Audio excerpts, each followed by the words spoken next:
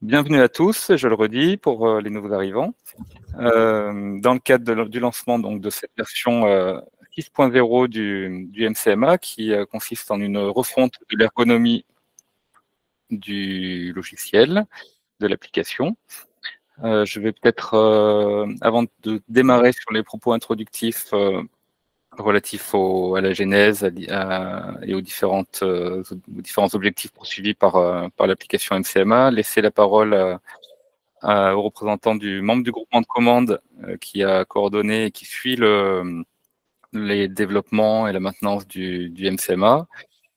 Donc, Franck, je te laisse peut-être la parole. Je vais peut-être simplement activer ma caméra pour que vous me voyez quelques instants. Après, je la recouperai pour que la bande passante soit meilleure au niveau de la diffusion. Donc, bonjour à tous. Voilà, je suis Grégory Dintre, assistant à maîtrise d'ouvrage du groupement de commande inter-EPFL, donc réunissant l'EPF de Haute-Savoie, l'EPF de Savoie, l'EPF de l'Ain, l'EPFL Foncier Cœur de France et l'EPF d'Auvergne. Assistance maîtrise d'ouvrage au sein du bureau d'études urbanistes en accompagnement donc de cette quintuple co-maîtrise d'ouvrage et associé à Magelium dans le cadre en charge des développements informatiques de l'outil. On reviendra sur les fonctions de chacun. Franck, je te laisse la parole sur les propos introductifs et ensuite je déroulerai. Écoute, je vais faire vite, Grégory. Donc, merci à tous d'être présents aujourd'hui pour ce petit webinaire de présentation de MCMA, de sa nouvelle ergonomie. Effectivement, comme l'a dit Grégory, moi j'ai aussi envie de remercier les équipes des EPF qui ont travaillé sur le développement de cette nouvelle ergonomie, les équipes de Magelium et d'Urbanisme qui nous ont accompagnés sur ce sujet. Le MCMA, c'est un outil qui a été créé par l'EPF de la Haute-Savoie en 2015 ou 2016. Nous, on l'a récupéré en 2018 et c'est un outil qui avait besoin d'une belle mise à jour, même si on travaille régulièrement sur ces développements. Aujourd'hui, on a développé une ergonomie qui le rend beaucoup plus fonctionnel et plus attrayant et j'ai même envie de dire qu'il y a certaines fonctionnalités que j'ai redécouvert avec cette nouvelle ergonomie. Donc, moi, je trouve ça très intéressant et je pense que je peux dire pour les autres EPF qu'on est aussi présent après ce webinaire pour vous accompagner dans l'utilisation de MCMA et pour l'installation si jamais vous ne l'avez pas encore. Donc, Grégory, je te rends la parole. Je regrette juste que l'EPF de Haute-Savoie n'ait pas de micro et ne puisse pas intervenir. Mais ils peuvent toujours intervenir dans le chat. D'ailleurs, c'est ce que Grégory a demandé, c'est que chacun puisse intervenir dans le chat pour regrouper des questions suite à son intervention. Oui, j'ai vu un petit message de Morgane à ce sujet qui salue tout le monde, qui remercie Urbanisme Magelium, le groupement de commande qui ont travaillé sur cette ergonomie ces 6 derniers mois. Donc, je me fais le relais de Morgane Bernard, qui est la chargée de mission à l'EPF, qui suit plus particulièrement le groupement de commande, qui est notre interlocutrice AMO et développement. Voilà, donc j'ai préparé un petit support introductif. Donc, je vais couper ma caméra pour faciliter le flux vidéo.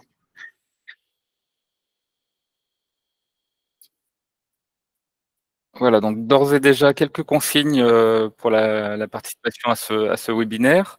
D'une part, s'il vous plaît, de couper votre microphone de manière à éviter les bruits de fond et d'entendre vos conversations, le cas échéant, si vous êtes à plusieurs derrière l'ordinateur. Je vous invite à poser vos questions dans le fil de chat associé à la visioconférence. Donc, c'est Franck Godin de l'EPF 73 qui se fera le relais de vos questions de manière ponctuelle à l'issue de la présentation de chacune des fonctionnalités. On pourra prévoir des petits temps d'échange au fur et à mesure de la présentation. Je vous informe également que le webinaire est enregistré.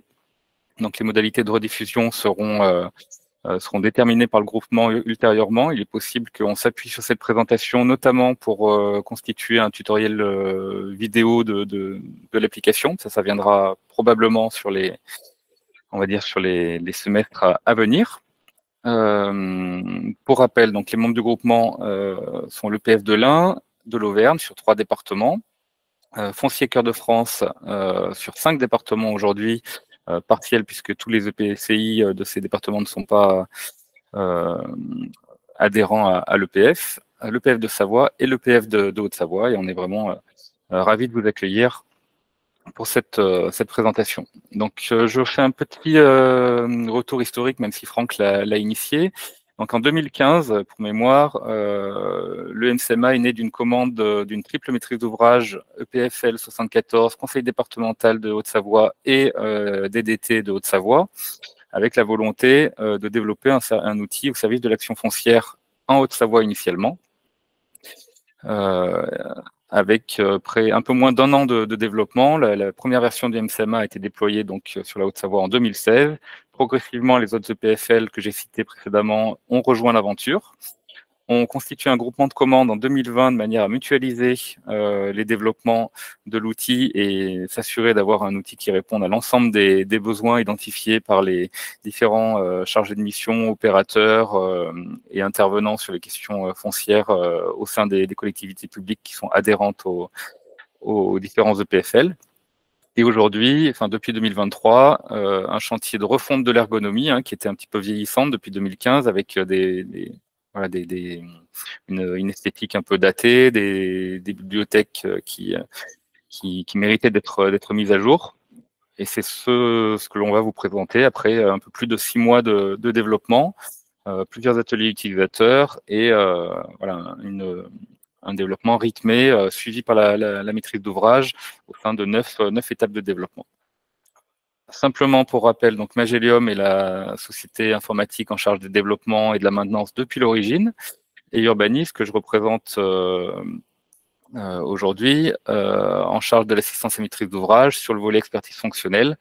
Et on est intervenu donc dans le cadre initialement du marché avec le PS 74, puis de 2 marchés successifs avec le groupement de commandes, lequel l'actuel marché dure encore pour une période de 3 ans. Donc on va continuer cet accompagnement en termes de développement, de correctifs, d'accompagnement sur les éventuels bugs ou améliorations de l'outil.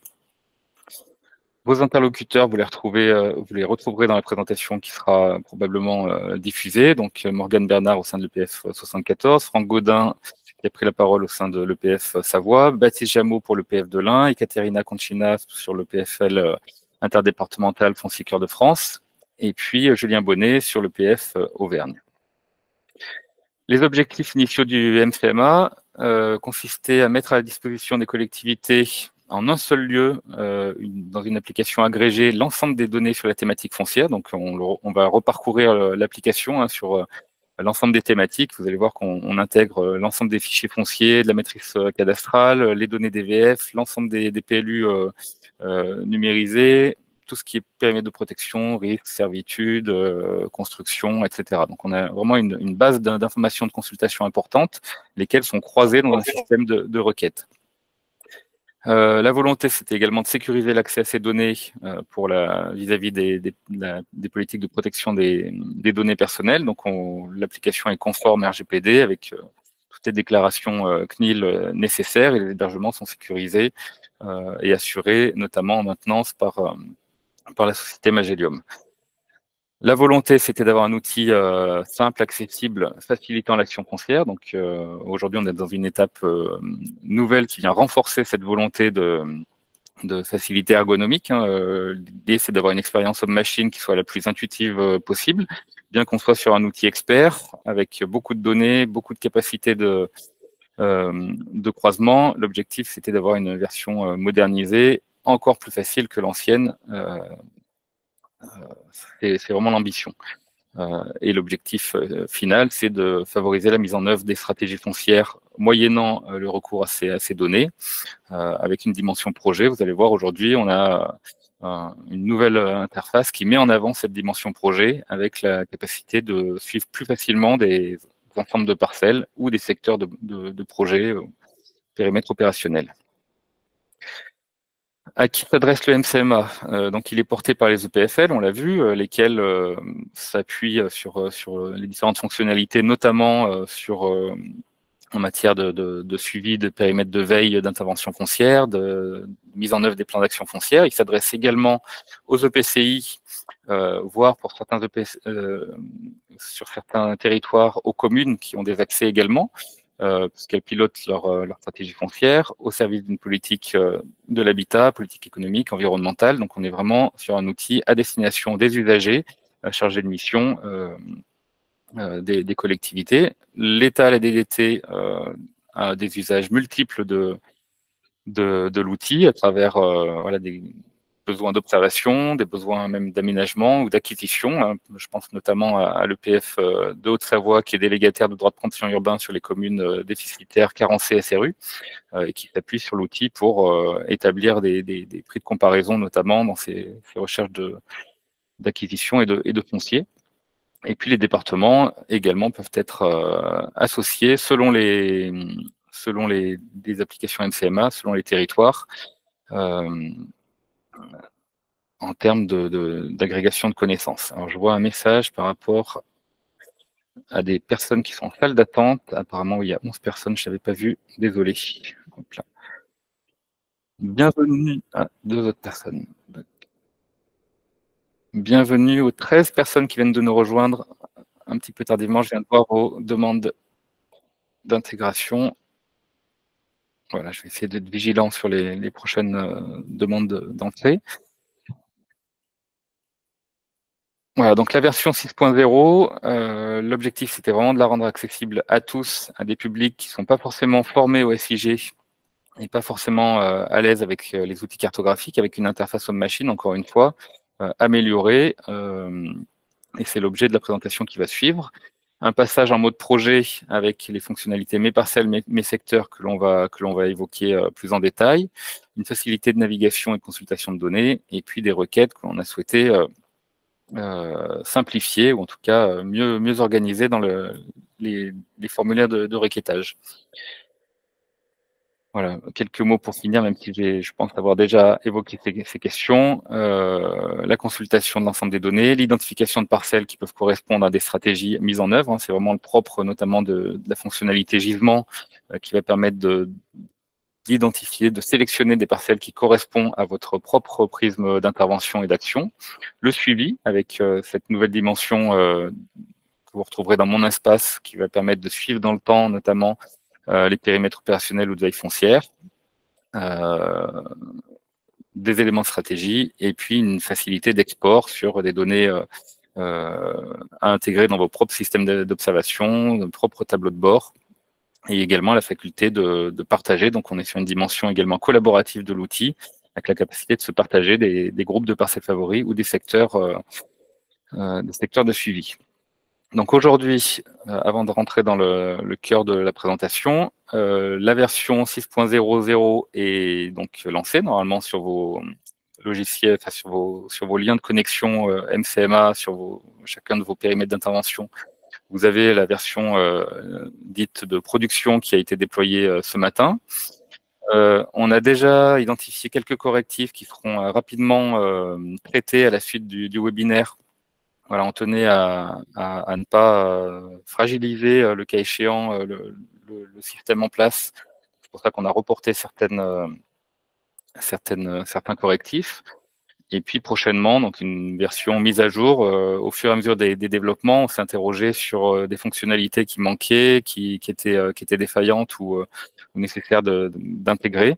Donc on aura prochainement, voilà, à l'appui de la réflexion du groupement de commandes, de nouvelles évolutions qui vont être intégrées, sachant qu'aujourd'hui la 6.00 c'est vraiment une fonction ISO, vraiment une version ISO fonctionnelle par rapport à la version 5.4 qui précédait, c'est-à-dire qu'on n'a absolument pas touché aux fonctionnalités, tout est simplement une refonte ergonomique, esthétique, un remodelage de l'application. Il ne s'agissait pas de créer de nouvelles fonctions.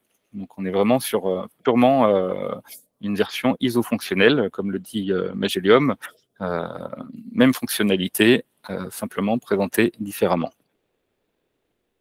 Je vois qu'il y a encore peut-être des personnes qui sont en salle d'attente. Je vérifie avant de... Il semblerait que ce soit bon. Voilà, donc si vous vous connectez aujourd'hui au MCMA ou à la suite de la présentation, je vous invite à le faire peut-être cet après-midi pour que vous puissiez suivre mieux en détail la présentation. Donc on a refondu également la page d'accueil. On retrouve plus ce menu interactif qui parfois suscitait quelques questionnements ou n'était pas tout à fait simple d'utilisation. Donc on retrouve un menu simplifié avec des boutons pour accéder à l'application, pour accéder aux informations, à la documentation. En cas de mot de passe oublié, vous avez un lien direct vers la régénération du mot de passe. Un partenaire qui n'aurait pas l'accès encore au MCMA peut en faire la demande depuis la page du site web qui est déployée. Et puis, vous pouvez consulter, enfin tout le monde même peut consulter les métadonnées associées à l'application, sachant que les informations, vous allez retrouver tout ce qui est mise à jour de l'outil, la documentation, voilà, tout ce qui sera peut-être compte rendu de club utilisateur ou manuel d'utilisation, à terme peut-être des tutoriels spécifiques sur l'usage du logiciel. Et ces éléments-là n'ont pas été modifiés par rapport à la précédente version 5.4. Donc ça sera, voilà, vous retrouvez ce qui préexistait et ça sera probablement amélioré. Donc je me rends dès à présent sur l'application. Donc moi je me trouve sur le serveur de recettes, donc c'est la pré-production. Je ne suis pas exactement sur la même version que vous pourrez utiliser, mais c'est sensiblement la même chose. Et je vous invite dès à présent à accéder à l'application. Donc je vais cliquer sur le bouton. J'ai encore des personnes qui nous rejoignent, je les intègre. Voilà, donc à la connexion, vous retrouvez la capacité de rétablir le dernier visuel cartographique sur lequel vous travaillez. Donc le système garde en mémoire vos précédents paramétrages de cartographie. Donc moi, je vais mettre non pour repartir à 0. Et là, vous découvrez l'esthétique générale refondue du MCMA avec un premier panneau de droite qui apparaît directement dans mon espace, dans lequel vous allez retrouver vos informations de connexion, le périmètre d'utilisation auquel vous avez droit, la capacité à modifier votre mot de passe depuis cette interface, et vous allez retrouver en mode, on va dire, projet, vos parcelles favorites, vos secteurs. Donc, on a mis en avant ce qui auparavant était la fonction de traçabilité, qui était noyée en dernière fonctionnalité du MCMA et qui n'était pas toujours simple d'utilisation.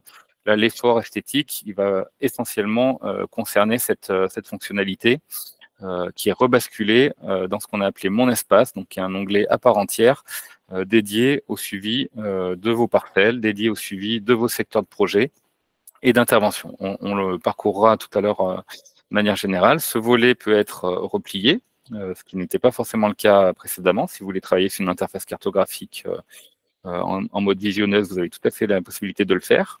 Et puis, vous avez aussi la possibilité, ce volet, de l'étendre pour gagner en confort mode de travail lorsque vous consultez des informations. On le verra tout à l'heure à l'usage. Je vais peut-être me concentrer sur les autres fonctions de cartographie avant de rentrer dans le détail du logiciel. Donc, vous avez également un bandeau accordéon qui est ici présent sur le MCMA. Donc, si vous cliquez sur le logo, vous allez repartir sur la page d'accueil. Si vous déployez ce menu accordéon, vous avez une page de contact qui vous permet de contacter votre référent EPF pour, voilà, en cas de problème ou de besoin spécifique, vous pouvez avoir un lien direct vers l'EPF et votre interlocuteur. Vous avez la possibilité de vous déconnecter proprement de l'application. Ça évitera, si jamais quelqu'un prend la main derrière vous, avec le mot de passe et éventuellement enregistré, de se reconnecter, d'accéder aux informations de l'application. Donc ça, c'est, voilà, je ne vais pas forcément rentrer dans le détail, mais tous ces éléments sont intégrés dans le menu accordéon ici. Ensuite, les fonctions de navigation cartographique ont été également simplifiées. Précédemment, vous aviez un bandeau vertical qui prenait un peu de place, qui était relativement chargé. On a souhaité épurer l'interface cartographique en reprenant les fonctions de localisation, en reprenant les données de configuration de la carte, on va rentrer dans le détail, en reprenant la capacité d'afficher la légende de la carte, intégrer des outils de mesure, on verra comment ça fonctionne, et puis des outils de sélection. Là, ça évolue un petit peu, parce qu'auparavant, on pouvait ne sélectionner qu'une parcelle. Dorénavant, on peut sélectionner des secteurs de projet. Il y a encore des personnes qui arrivent. des secteurs de projet. Et puis, c'est ici que vous trouverez également la possibilité de faire entre guillemets un carottage des couches qui sont affichées dans le système à travers le menu information. Donc, si j'en viens sur les fonctions de localisation, on retrouve les fonctions de localisation à la parcelle. Vous allez pouvoir définir sur une commune une section et une parcelle spécifiquement. Voilà, l'outil va vous mener à cette parcelle-là. Je vais revenir. Voilà, il a la possibilité de se référer à des parcelles qui ont été enregistrées de manière en favorite. Par exemple, cette parcelle figure dans mes favoris. Instantanément, je la retrouve et j'ai la possibilité de m'y retrouver. Et puis des fonctions de coordonnées GPS qui vont permettre, c'est essentiellement à l'usage des opérateurs, des chargés de mission qui seront sur le terrain avec des terminaux numériques de type smartphone ou tablette. Vous aurez la possibilité de vous avez la possibilité, et c'est toujours le cas, de vous géolocaliser sur le terrain de manière à consulter les données de l'environnement dans lequel vous situez, de la parcelle sur laquelle vous êtes, etc. Vous remarquerez que la fonction de localisation par adresse a disparu de cet outil. Alors, c'est une disparition temporaire. En fait, on a constaté que l'API qui était mobilisée pour requêter les adresses était relativement insatisfaisante et parfois imprécise. Donc, ça fera partie très probablement de la version 6 qui arrivera ces prochains mois, de manière à avoir un système de localisation à l'adresse efficace et fonctionnel. Ensuite, on va retrouver des fonctions d'affichage cartographique. Alors, ce que je vais faire, c'est peut-être supprimer cette parcelle de manière à revenir sur une interface épurée. Donc, vous retrouvez dans le contenu de la carte l'ensemble des éléments qui étaient présents dans le MCMA, à savoir les informations parcellaires qui sont d'office affichées. Hein, où vous retrouvez les parcelles cadastrales, les bâtiments, les périmètres administratifs, le cas échéant, si vous souhaitez afficher le nom des communes, les périmètres des communes, de votre SCOT, de rattachement, des EPCI, tout ça reste intégré dans le système. On retrouve les informations d'urbanisme, servitude, d'environnement, de construction, d'équipement public, les fonds de plan. Alors, je vais peut-être tout de suite rentrer dans cette fonction pour alléger un petit peu l'affichage et rendre plus lisible. Hein. Donc, vous avez la possibilité sur chaque couche de jouer sur un slider qui permet de jouer sur la transparence, notamment. Vous avez des informations sur voilà, si cette couche est consultable en termes d'informations et de sélectionner ou de désélectionner des affichages qui seraient à présenter sur la carte. Par exemple, voilà, vous voulez un front de plan OSM, en un clic, vous avez rapidement l'information. Donc, je reviens sur un mode de présentation un peu exhaustif du contenu de la carte. Donc, sur l'urbanisme, vous allez retrouver les PLUI, les cartes communales, l'affichage des données qui remontent du géoportail de l'urbanisme. Donc, sur les PLU, voilà, vous allez pouvoir afficher tout ou partie du zonage avec un code couleur qui s'apparente à celui utilisé dans le géoportail de l'urbanisme. Et la possibilité de désafficher ou afficher des informations qui sont celles associées aux données attributaires des documents d'urbanisme. On retrouve, admettons, je reclique sur urbanisme, si vous déployez la légende de la carte, vous voyez ici le panneau de légende qui reprend les informations qui remontaient précédemment dans les précédentes versions du MCMA avec l'ensemble des couches qui sont affichées et qui sont légendées dans ce panneau de droite. Je vois que Morgane nous rejoint à nouveau.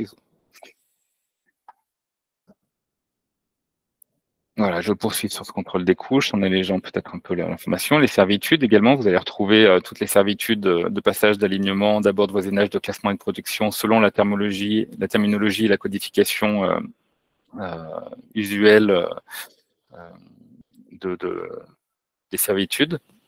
Donc, vous avez la possibilité de consulter et d'afficher dans le détail des informations en termes de visionnage. L'ensemble des risques naturels également vont être présentés dans cette couche de risque avec les zones rouges, les zones bleues et la possibilité d'interroger. Hein, encore une fois, je peux vous présenter la manière dont on interroge des couches hein, si vous ouvrez l'outil de sélection. Donc, ce que j'ai indiqué tout à l'heure, vous avez la possibilité d'interroger des parcelles, des secteurs ou des informations. Donc, en cliquant sur information, je clique par exemple ici et toutes les couches qui sont affichées vont être informées par rapport à leurs données attributaires. Donc, j'ai cliqué sur une parcelle au hasard. Je retrouve l'identifiant de la parcelle, je retrouve les éléments de risque avec les possibilités d'ouvrir la fiche liée à ce risque naturel. Alors, en l'occurrence, c'était pas le bon exemple. Et voilà, toutes ces informations sont potentiellement interrogeables. Voilà, si je reprends par exemple une information PLUI, que je refais un carottage d'informations, vous allez voir que là, vous avez le lien avec qui mène au règlement d'urbanisme.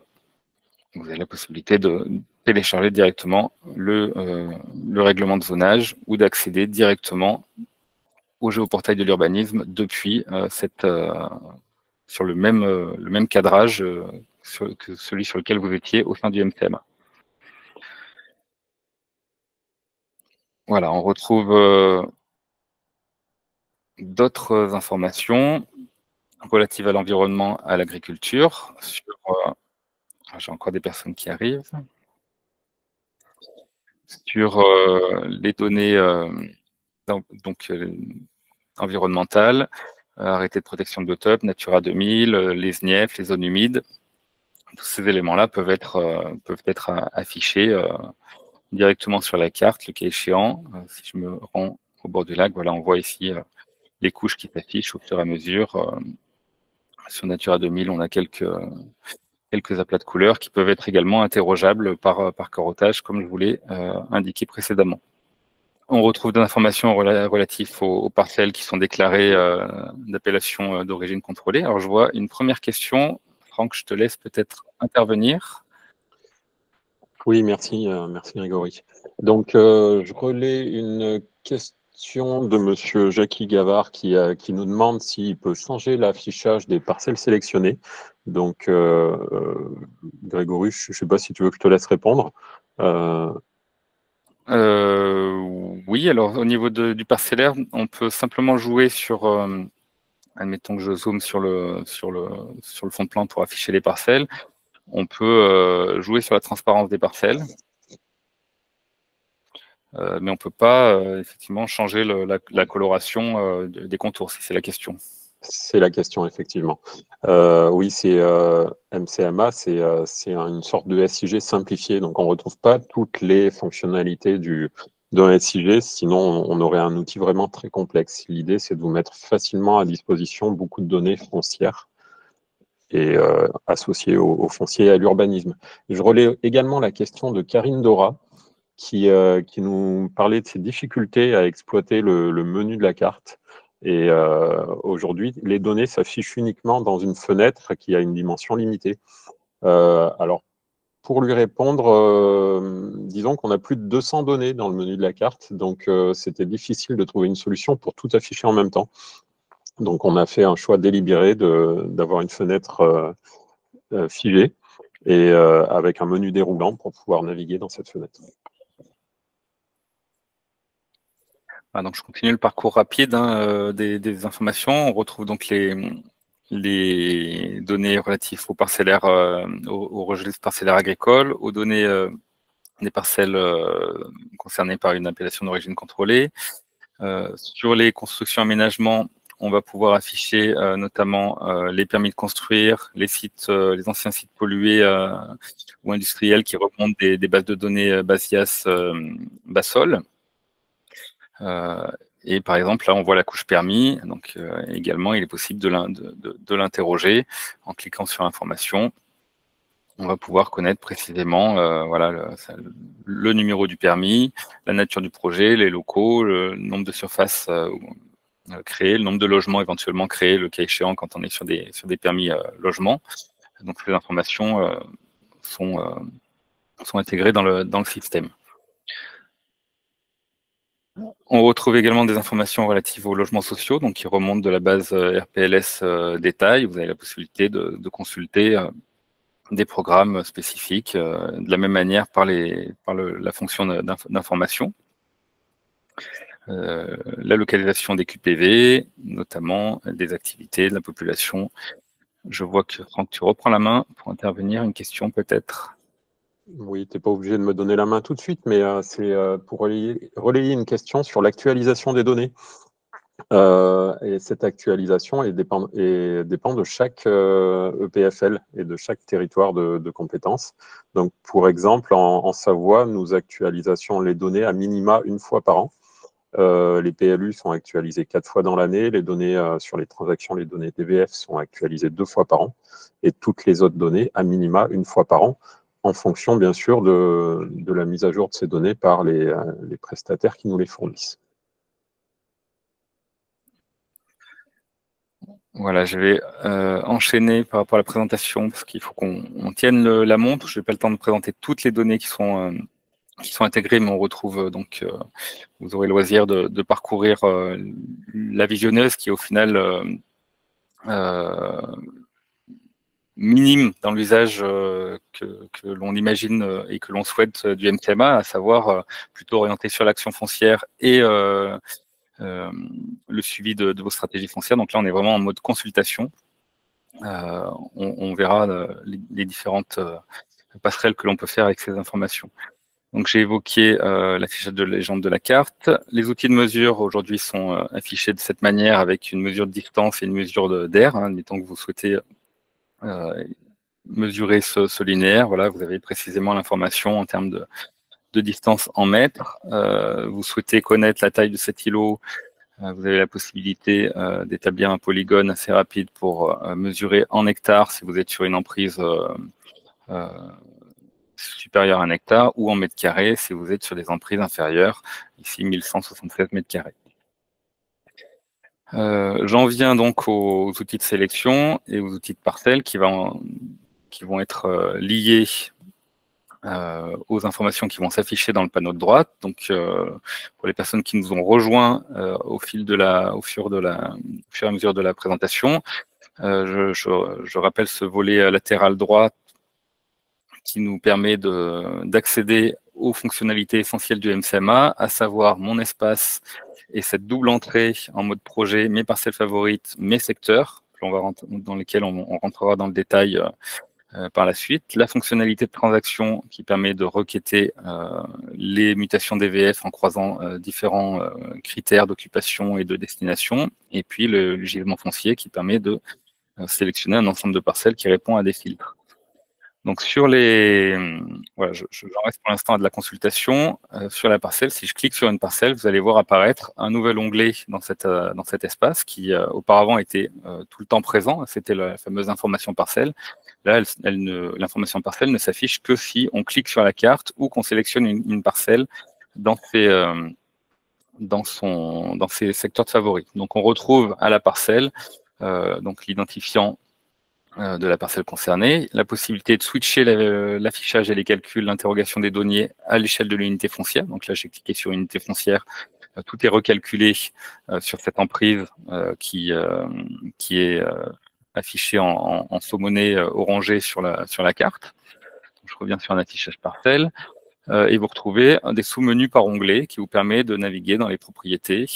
Vous pouvez masquer dans le document d'urbanisme et les servitudes, dans les mutations qui auraient eu lieu sur cette parcelle, les informations de contexte qui précédemment étaient affichées en premier lieu, et puis des éventuelles annotations par rapport à une parcelle déterminée. Voilà, on y reviendra au fur et à mesure dans le contenu de la présentation. Donc, tout en bas, on retrouve des informations qui vont être liées aux différentes fonctionnalités que vous allez utiliser. Ici, de centrage, d'ajout d'une parcelle à un groupe de favoris, de lien avec Google Street View ou d'édition d'une carte d'identité de la parcelle. Par exemple, vous êtes sur l'application, vous souhaitez créer associer à votre espace de travail une parcelle que vous souhaitez suivre ou retrouver dans le temps. Vous allez pouvoir créer un groupe de parcelles favoris ou si vous avez déjà des groupes de parcelles favoris, retrouver des parcelles en cliquant sur le nom du groupe de favoris. Donc, admettons, on peut faire le processus en direct. Si vous souhaitez créer un groupe de parcelles à partir d'un groupe qu'un utilisateur vous aurait partagé, notamment par le biais de cette fonction, hein, si un autre utilisateur est dans son espace de groupe de favoris, il aura la possibilité de partager l'ensemble des parcelles qui sont associées à ce groupe de favoris.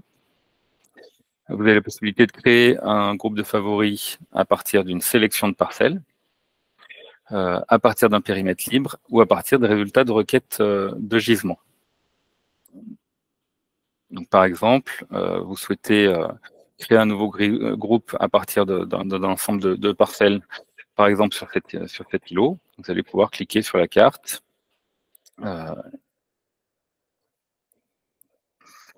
Voilà, j'ai sélectionné 8 parcelles. Je clique sur la sélection. Ce qui va me permettre de créer un groupe parcelle test.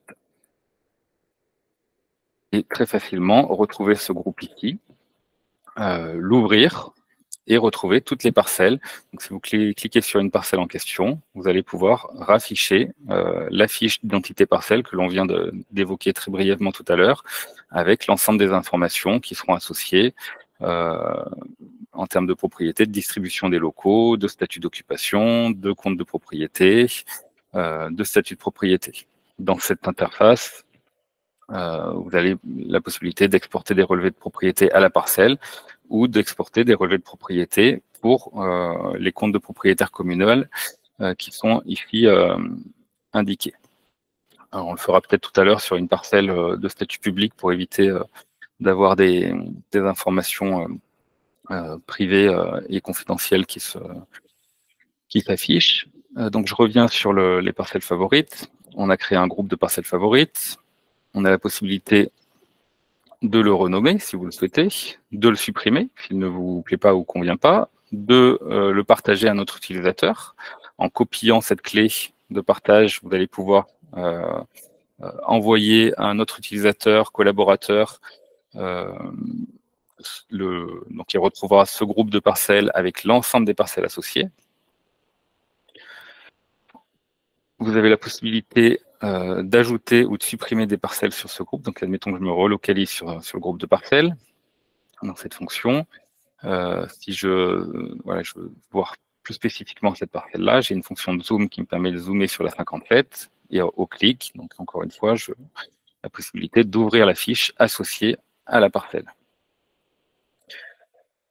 Vous avez la possibilité de sélectionner tout ou partie des parcelles concernées également, ou ici un raccourci qui vous permet de tout sélectionner. Vous pouvez donc ajouter ou supprimer des parcelles si jamais vous en aviez oublié dans votre groupe de favoris en cliquant sur des parcelles voisines, en les ajoutant. Celles-ci vont être ajoutées au groupe de favoris.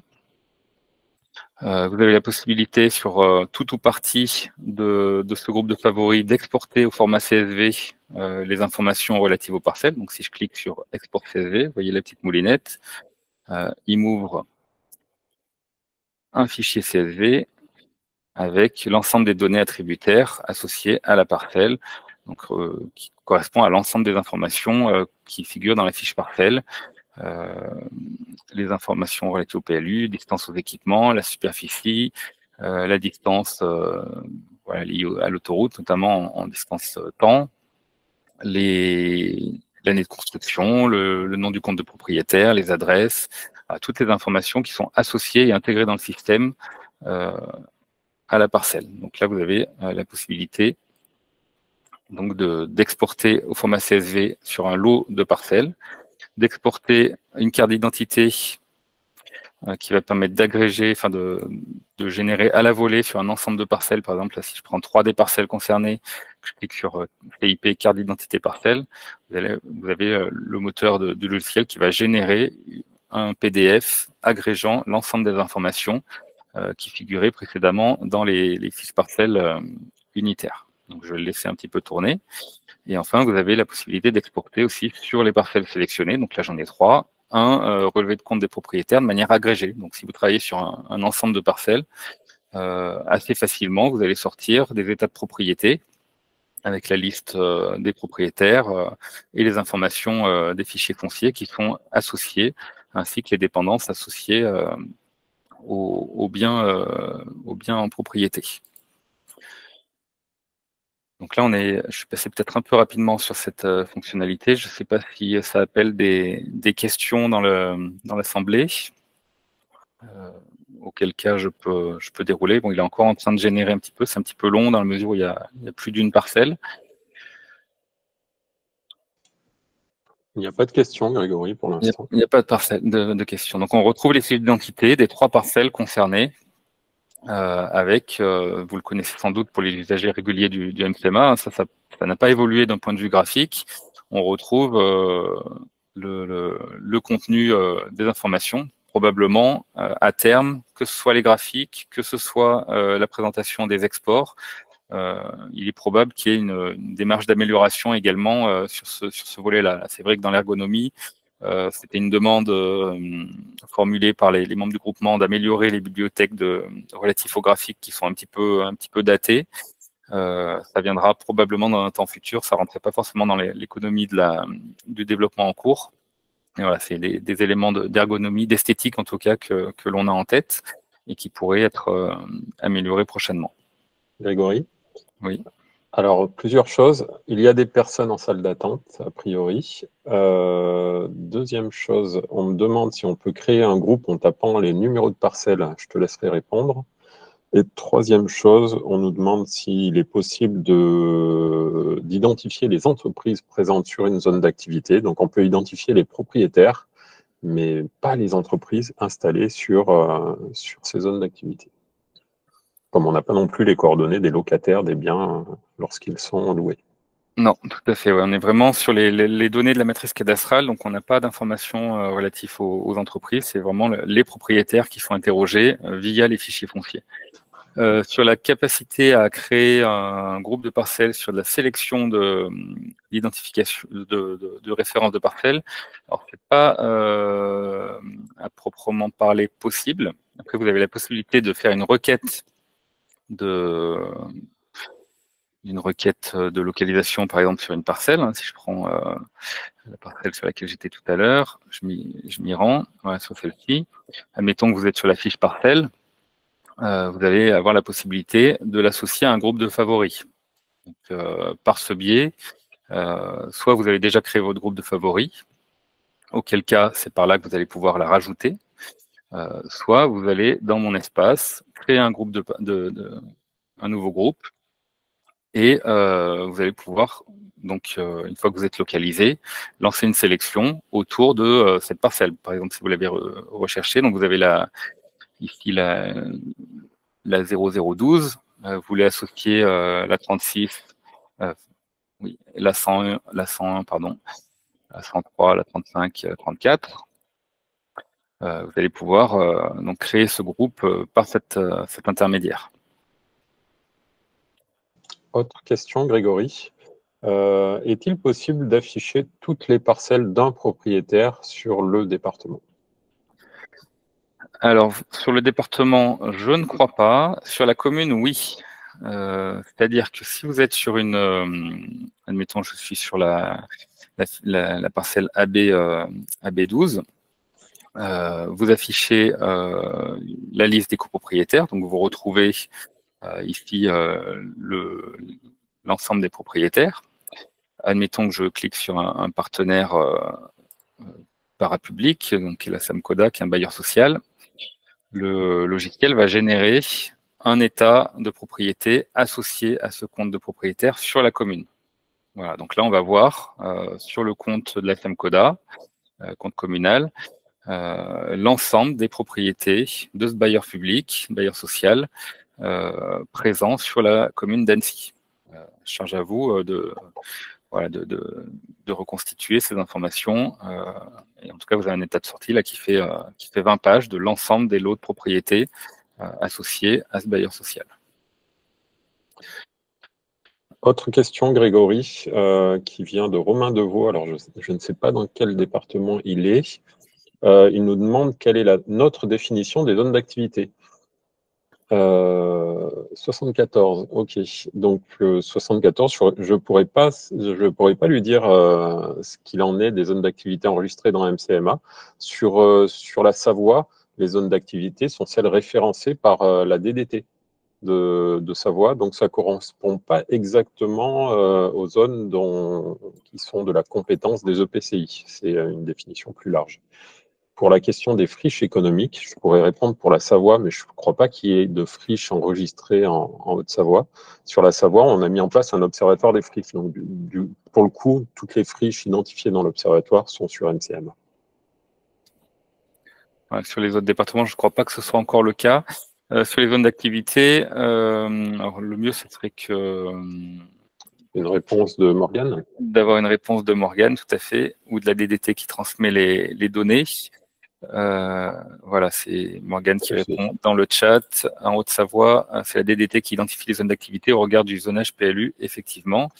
Donc là, les zones d'activité avec leur nom figurent sur la carte. Je les ai affichées dans construction aménagement. Vous retrouvez les informations relatives aux zones d'activité.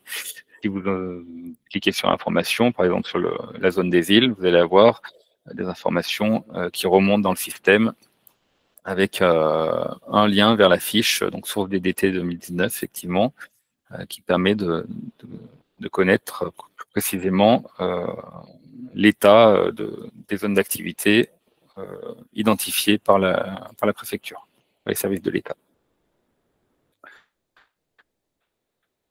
Réalléger le contenu de ma carte. Voilà, donc on a parcouru un peu la question des parcelles favorites, qui est une nouvelle entrée. Précédemment, rappelez-vous, c'était dans le panneau latéral de gauche, c'était noyé un peu dans les fonctions de navigation. L'usage était un peu complexe, donc on a vraiment souhaité agrémenter et rendre plus simple la navigation. Avec donc des fonctions qui sont associées au groupe de sélection d'ensemble, de suppression de tout ou partie des parcelles. Voilà, je peux supprimer les 2 parcelles que j'ai sélectionnées ici de mon groupe, exporter au format CSV, exporter en CIP et exporter l'état de l'ensemble des comptes de propriété des parcelles concernées. Voilà, on peut aussi créer un groupe, on l'a vu tout à l'heure, donc par localisation et d'ajout des parcelles une à une par ce biais-là, mais on peut aussi créer un périmètre. Admettons que vous travaillez sur un îlot quelconque, je prends vraiment des exemples au hasard, vous tracez un polygone, toutes ces parcelles-là vous paraissent intéressantes pour une démarche de densification, par exemple. C'est une présentation fictive, je le rappelle. Vous validez le périmètre et les parcelles qui seront intersectées par votre dessin vont être proposées comme étant la constitution d'un nouveau périmètre. Donc là, c'est celui de 10h54 et vous retrouvez potentiellement toutes les parcelles qui ont été sélectionnées par le biais de la sélection géographique. Vous aurez pu également tracer un cercle en disant je veux toutes les parcelles dans un rayon de on va dire 200 mètres autour de ce giratoire. Voilà, pardon, je refais, on va prendre un autre exemple, de 200 mètres autour de ce point. Le périmètre est défini et je peux valider celui-ci et toutes les parcelles qui seront intersectées par périmètre de sélection pourront constituer un nouveau groupe de parcelles. Ensuite, vous allez pouvoir, admettons que vous fassiez une requête de transaction, on va y venir, ou de gisement, vous allez pouvoir associer les parcelles résultantes de votre requête comme étant un groupe à part entière de parcelles sur lesquelles vous allez souhaiter pouvoir réinterroger, revenir, réexporter de la donnée au fil du temps, que ce soit des cartes d'identité, les données attributaires, pouvoir réinterroger les marchés ou réinterroger les gisements fonciers sur un ensemble de parcelles que vous aurez préalablement sélectionnées, soit par requête liée à des mutations, si vous êtes sur un périmètre d'observation de marché, soit sur des requêtes de gisements fonciers, si vous êtes sur le choix d'un ensemble de parcelles qui répond à votre propre prisme. Je vais peut-être venir sur ces 2 entrées avant de rentrer dans la notion de mes secteurs, qui est un peu un noyau dur de l'outil et qui est véritablement la capacité à suivre dans le temps des stratégies à l'échelle de secteur. Donc pour l'instant, je parcours les fonctions entre guillemets de base avant de rentrer dans mes secteurs qui seront un peu plus complexes. Voilà, donc je vais supprimer mes sélections. Je bascule en mode requête de transaction. Donc là, on va pouvoir reparcourir le formulaire de requête de connaissance des mutations foncières sur un territoire. Donc vous retrouvez en premier lieu des filtres qui vont correspondre au périmètre géographique sur lesquels vous souhaitez interroger les marchés, marché foncier, marché immobilier. Vous allez pouvoir rechercher sur un secteur qui aurait été préalablement enregistré. Donc là, c'est les secteurs qu'on retrouverait dans mon espace. Vous avez déjà des secteurs opérationnels, des périmètres de projet. Vous allez pouvoir réinterroger facilement ces secteurs. Vous retrouvez là aussi la recherche de périmètres libres. Hein. Par exemple, si vous voulez interroger le marché des appartements sur voilà, entre la voie ferrée et l'avenue de Genève, je crois, à Annecy, ben, vous allez pouvoir sélectionner ce périmètre et puis l'interroger sur le marché des appartements spécifiquement sur un périmètre donné. Vous allez pouvoir rechercher sur un groupe de favoris. Tout à l'heure, on a créé des groupes de parcelles favorites. Vous avez la possibilité de les réinterroger ou de rechercher des transactions sur le résultat d'une requête préalablement lancée dans gisement foncier. Encore une fois, un ensemble de parcelles qui répond à des critères donnés. Donc vous allez retrouver ce qu'on a appelé mes périmètres qui facilitent l'interaction et le fait de retrouver des informations que vous avez préalablement enregistrées dans le système. Vous avez aussi la possibilité de requêter sur des périmètres administratifs, comme ça a toujours été le cas dans MCMA, en recherchant par exemple le prix de marché sur l'ensemble d'une intercommunalité.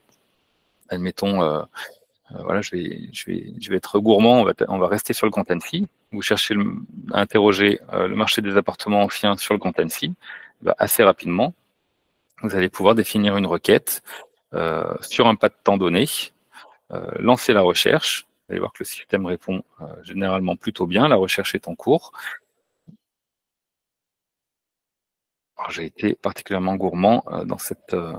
J'aurais peut-être pu choisir un EPCI un peu plus restreint, mais c'est pour témoigner voilà, de la vitesse d'exécution quand même. On a ici l'affichage de l'ensemble des parcelles du Grand Annecy, donc qui est quand même une agglomération relativement significative, hein, plus de 200 000 habitants, sur lesquels vous avez instantanément un état du marché sur les 8 673 mutations qui ont été analysées, avec des prix moyens, médians en euros, en surface, en euros mètre carré, et le descriptif par nombre de pièces. Donc encore... Grégory, je me permets d'intervenir sur cette requête, puisqu'il y a des seuils qui ont été mis en place hein, pour ce genre de requête. Je pense qu'on ne peut pas passer au-delà de 10 000 résultats. Et puis après, ça dépend aussi de la qualité de votre connexion. Hein. Si jamais vous êtes dans un secteur qui n'a pas une fibre de très bonne qualité ou pas de fibre du tout, ça va être hasardeux de faire ce genre de requête. Probablement. Voilà, donc là c'était l'exemple un peu gourmand pour témoigner de... Vous avez aussi la possibilité de sélectionner sur vos territoires, voilà, tout ou partie des communes qui composent votre secteur. Donc vous avez la possibilité avec la touche contrôle de sélectionner on va dire au choix une liste de parcelles, d'en sélectionner plusieurs, de les basculer dans les communes sélectionnées. D'identifier, voilà, si vous avez sélectionné une commune, par exemple à Linge, où se situe-t-elle? Voilà, elle est ici. Vous avez un recentrage sur votre zone de travail. La possibilité de déterminer des filtres. Voilà, admettons que vous souhaitez interroger le marché des terrains uniquement en zone U à vocation habitable. Vous avez la possibilité de décocher les différents zonages de manière à n'interroger que les marchés d'une même zone ayant les mêmes destinations, pardon. Voilà, donc ça rentre dans le critère. Et ensuite, vous retrouvez les filtres de marché immobilier sur les appartements anciens, donc de plus de 5 ans, récents de moins de 5 ans, neufs ou en VFA, donc des appartements déclarés neufs dans les données DVF. Sur les maisons, de la même manière, pardon, on retrouve les filtres anciens, récents, neufs. Vous allez retrouver la capacité d'interroger les locaux d'activité. Donc ça, c'est vraiment dépendant de l'alimentation des données demande de valeur foncière. Hein. C'est pas, ce sont on s'appuie sur les terminologies qui sont employées dans DV3F. Sur les locaux d'activité, les VFA sur lesquels la destination n'a pas été déterminée, les bâtis DIMIC qui vont inclure plusieurs destinations. Et sur le marché foncier, on va retrouver la capacité d'interroger l'ensemble des terrains et terrains à bâtir. Et puis, voilà, ça va être encore amélioré. Pour l'instant, encore une fois, on est iso-fonctionnel, donc là, il y a sans doute des marges de progrès sur le croisement entre les vocations et les mutations. Mais l'idée, c'était de pouvoir, à terme, croiser voilà, une mutation qui a fait l'objet d'un permis de construire pour une maison individuelle, pour un immeuble collectif, ou une mutation d'un bien immobilier qui a fait l'objet d'un permis de plusieurs logements. Vous avez la possibilité d'affiner la connaissance des transactions sur les marchés fonciers à vocation habitat, à vocation économique pour celles qui se situent dans des zones à destination économique, et puis connaître le marché aussi foncier ayant une valeur agronomique. Par exemple, si je reprends un exemple sur un EPFI où je sais qu'il y a des parcelles INAO, donc sur Niglière par exemple, terrain nu concerné par une AOC ou une AOP sur l'ensemble de la période où on lance la recherche et il nous sort toutes les mutations du marché foncier qui ont été concernées par une AOC AOP qui permet de comparer avec les prix de marché des terrains. Donc on voit des valeurs un peu surprenantes entre le prix médian et le prix moyen. Donc ça, c'est vraiment lié aux données propres. La possibilité d'interroger au survol les résultats de mutation. On voit ici, par exemple, la valeur du terrain, 13 000 € pour 2000 mètres carrés. Et si vous cliquez, automatiquement, donc si je suis sur un seuil de zoom admissible,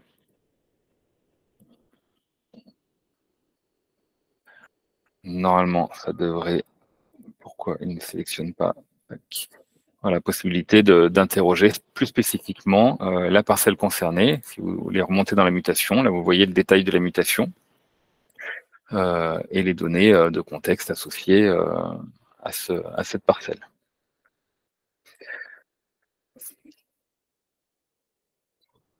Voilà. Tout en bas, vous retrouvez des possibilités de centrer sur l'ensemble des résultats qu'on a obtenus, de copier ces valeurs dans un fichier Excel. Par exemple, si vous voulez alimenter votre propre suivi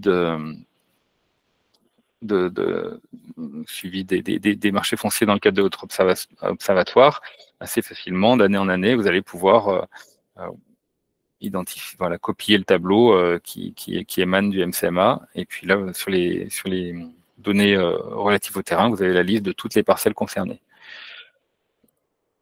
Vous avez la possibilité également d'exporter au format CSV les résultats de la requête. Donc toutes ces parcelles-là vont pouvoir être exportées depuis le système, comme c'était le cas précédemment, où vous retrouvez au format CSV donc l'identification de la mutation, toutes les parcelles concernées par la mutation, l'adresse et puis les données qui émanent de DVF sur le nombre de maisons, d'appartements, de dépendances. Bon, là, j'étais sur un marché foncier, donc j'ai pas de bâti, le montant de la vente, la date de la vente, et puis les données WKT, donc qui permettent d'être intégrées par simple glisser-déposer dans votre propre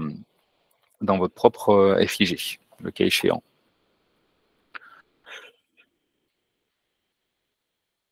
Voilà pour un panorama assez rapide de la fonction mutation. On peut purger facilement, ce qui n'était pas forcément le cas précédemment. On peut purger tous les filtres qui sont actifs. Hein. Là, vous voyez, j'avais une précédente requête avec des terrains agronomiques sur Fossiniglière sur une période donnée. Je clique sur purger les filtres. Hop là, ça me réinitialise l'ensemble de mon formulaire. J'ai pas besoin d'actualiser ou de décocher spécifiquement. On a un petit raccourci qui permet de purger tous les filtres qui étaient employés.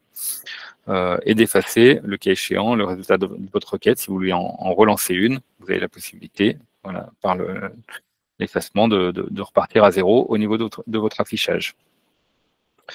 On va retrouver les mêmes logiques de filtre dans la fonction gisement foncier. Peut-être, si vous souhaitez faire un petit jeu de questions-réponses sur les transactions, c'est possible. Franck, est-ce qu'il y a eu des questions spécifiques?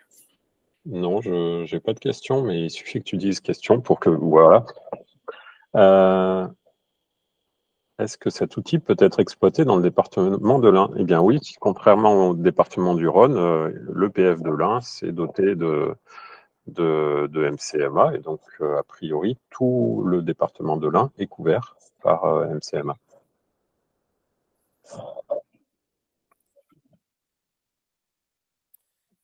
Voilà, et effectivement, il y a une question sur la base ECLN ou les enquêtes sur les prix des terrains à bâtir. Non, on est vraiment sur les données de mutation enregistrées via la publicité foncière qui remontent dans les demandes de valeur foncière et qui sont mises à jour au semestre dans MCMA, de manière à avoir les données les plus fraîches dans le système d'observation.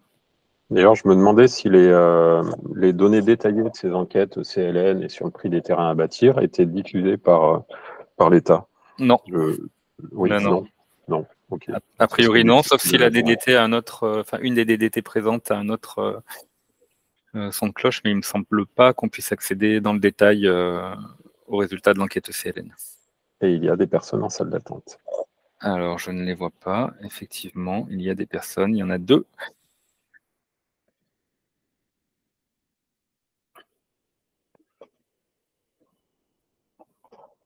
Voilà, on est 152 participants.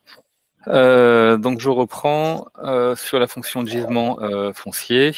Donc, on retrouve la même arborescence que sur les requêtes de transaction, avec les périmètres où vous allez pouvoir requêter un secteur préalablement enregistré, sur lesquels, admettons, vous souhaitez réinterroger l'année suivante, par exemple la progression de la vacance sur un périmètre donné, vous allez pouvoir réexporter une sélection de parcelles qui inclut des logements vacants sur un périmètre donné. Vous avez possibilité de rechercher sur un périmètre libre, par exemple, je prends le cas de la ville de Bonneville, si vous souhaitez interroger voilà, cet îlot en entrée de ville. Quelqu'un d'autre souhaite participer. Vous allez pouvoir définir précisément le périmètre de requête géographique ou encore une fois tracer un cercle, un rectangle, centré sur le secteur que vous avez identifié ou le supprimer le cas échéant. Vous pouvez aussi requêter un périmètre qui aurait été préalablement créé. On en a établi tout à l'heure. Par exemple, si je prends un îlot que j'avais préalablement créé sur Tonne, vous allez pouvoir réinterroger voilà, par exemple la situation du foncier sur cet îlot. Vous pouvez rechercher là aussi sur un ensemble de PCI ou sur tout ou partie des communes de votre périmètre d'intervention. Donc c'est par ce biais-là, par exemple, que les utilisateurs départementaux vont pouvoir sélectionner, par exemple, pourquoi pas, l'ensemble des communes du département et lancer une recherche sur l'ensemble des communes de leur périmètre d'intervention. On a la possibilité d'afficher les résultats soit à l'échelle des parcelles unitaires, donc on aura exclusivement les parcelles qui sont concernées par les filtres ou l'ensemble des parcelles des unités foncières impactées. Donc là, c'est plus intéressant si vous êtes dans un mode projet et notamment de prospection, vous allez pouvoir connaître l'état des lieux des propriétés contiguës appartenant à un même propriétaire. Ensuite, vous retrouvez donc les fonctions de terrain non bâti ou de terrain bâti. Si je déploie terrain bâti, vous allez voir que les filtres disponibles vont être bien plus importants puisqu'on interroge les fichiers fonciers et on a un certain nombre d'informations liées aux propriétés bâties qui vont être possiblement interrogées.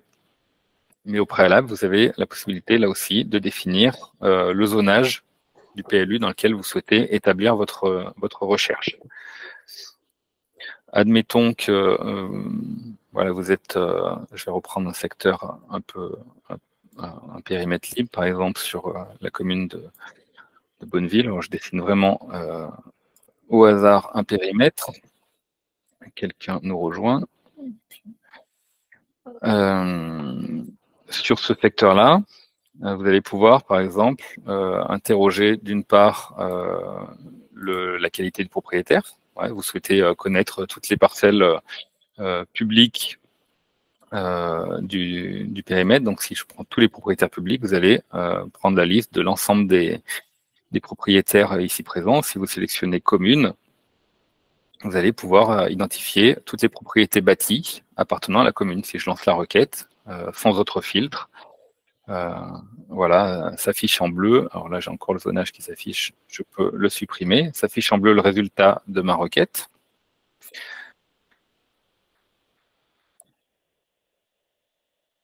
Avec une alerte, qui a toujours été le cas dans MCMA, en bleu les résultats de la requête, en rouge celles sur lesquelles soit il y a un impact risque naturel, soit il y a un projet de permis de construire. Donc ensuite, charge à vous d'interroger les données, soit d'afficher les données relatives au risque naturel. On voit ici qu'il y a un léger impact sur cette parcelle d'une zone rouge, donc c'est pour ça qu'elle est sans doute basculée en rouge, soit vous affichez les informations relatives aux constructions, donc notamment les permis de construire, et auquel cas, par exemple, on voit pas, vous avez identifié les informations relatives aux permis concernés sur une parcelle pour en savoir davantage. Donc là, par exemple, je vois qu'il y a un permis de construire de locaux numéro 1006 au sein de la DDT 74. Donc ça, c'est le premier élément. Si j'avais pris tous les propriétaires sur ce périmètre, donc mettons je refasse une zone de recherche, je vais effacer peut-être les résultats de ma requête. Donc sur ce périmètre, tous les propriétaires, là, vous allez pouvoir lancer une recherche de propriétaires publics avec 77 résultats. Et là, vous avez la possibilité de cliquer ici pour afficher de manière distincte la qualité des propriétaires. Donc, si j'enlève mon filtre qui me gêne un petit peu, que je raffiche les paramètres de la légende de la carte. Alors, normalement, d'habitude, la colorimétrie la coloration des propriétaires publics s'affiche de manière distincte dans la légende, ce qui n'a pas l'air d'être le cas présentement, mais c'est un petit bug qu'on va corriger rapidement. Vous avez la possibilité d'enchaîner d'autres filtres. Admettons que je purge, j'efface.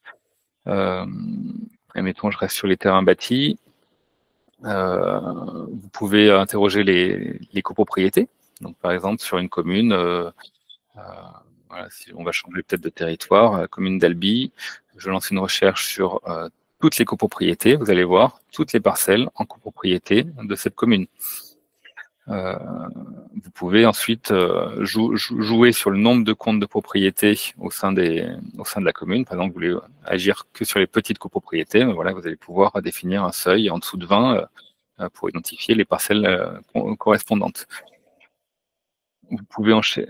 Pardon, j'ai cliqué sur purger les filtres, j'aurais peut-être pas dû.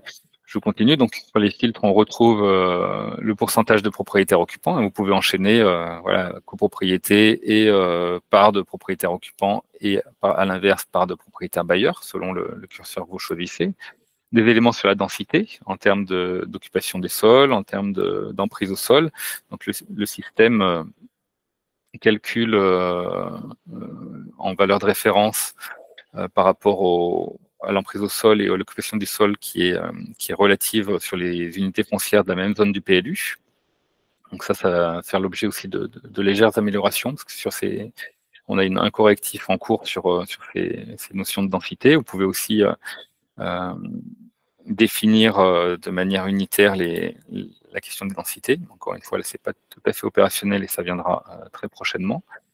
Sur les questions de vétusté du bâti, vous allez pouvoir interroger sur l'année de construction. Donc, si vous êtes dans une démarche par exemple, d'acquisition de biens dégradés anciens, vous allez pouvoir sélectionner une période de construction, par exemple, tous les biens avant 1944, ce qui inclut un logement potentiellement vétuste au sens du cadastre. Donc, ça repose sur les bases de déclaration fiscale et d'informations parcellaires sur le classement cadastral. Admettons, là, je peux faire une requête. Tous les propriétés bâties de la commune avant 1944, qui inclut un local en 7 et 8, donc je vais reprendre peut-être sur la commune sur laquelle je me situe, lancer une recherche, et vous retrouvez 116 résultats sur la carte qui correspond à ces critères. Dans la recherche, ça c'était le résultat précédent, pardon. 116 résultats qui apparaît à l'affichage, avec toujours la possibilité de distinguer ceux qui appartiennent à des propriétés publiques ou privées. Vous pouvez désactiver les filtres en cliquant simplement dessus, ou les purger de cette manière.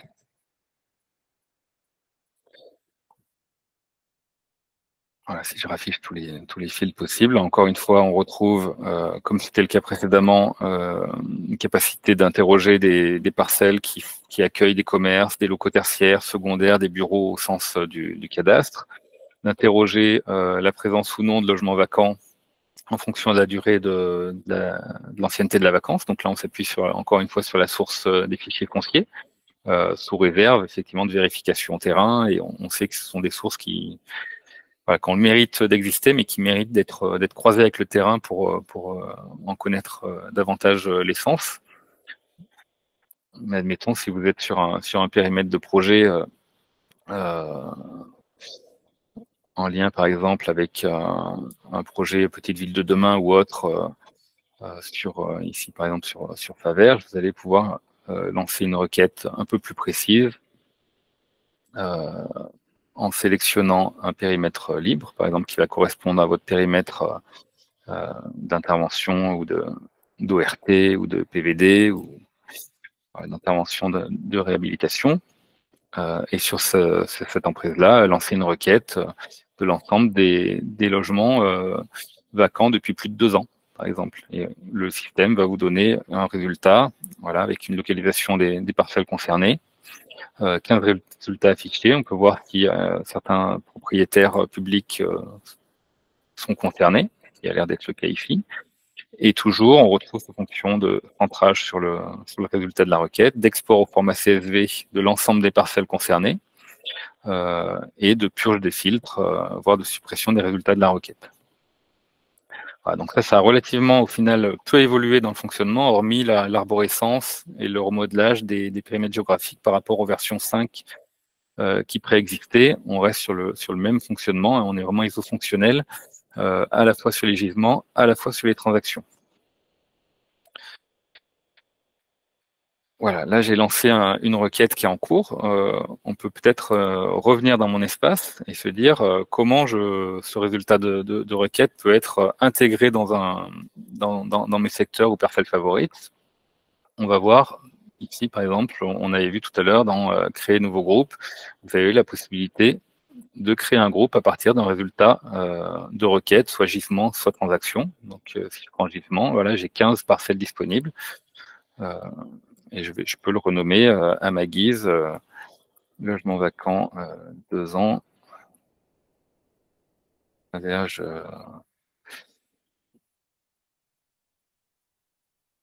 voilà, et instantanément, j'ai un groupe de favoris qui s'affiche avec l'ensemble des parcelles que je vais pouvoir retrouver facilement, réinterroger dans le temps, pouvoir requêter, localiser, consulter les informations associées, etc.